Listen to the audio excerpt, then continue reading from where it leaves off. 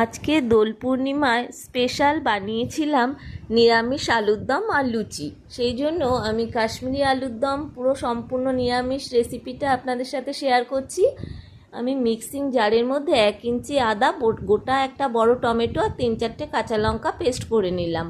আর আমি সেদ্ধ করা আলু টুকরো টুকরো করে কেটে রেখেছি।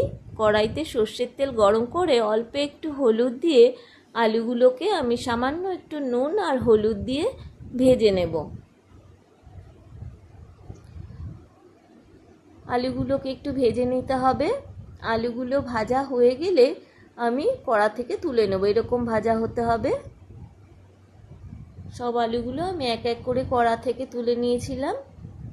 তারপর না ওই তেলের মধ্যেই আমি একটু এলাচ, লবঙ্গ, দারচিনি আর একটা শুকনো লঙ্কা আর একটু সাদা জিরে ফোড়ন দিলাম।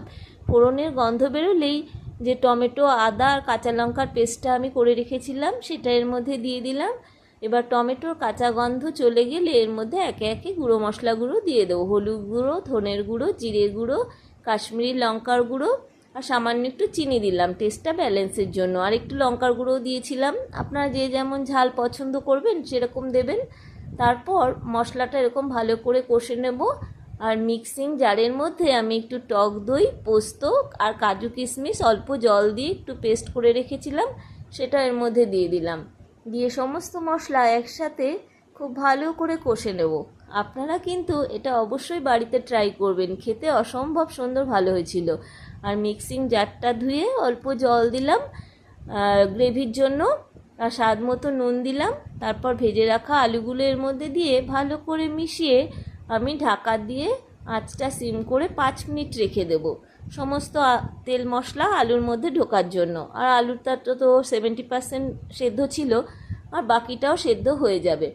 এবারে ঢাকা খুলে ওপর থেকে আমি একটু কসুরি মেথি আর সামান্য একটু ঘি আর একটু গরম মশলা ছড়িয়ে দেবো। ব্যাস, কাশ্মীরি আলুর দম রেডি।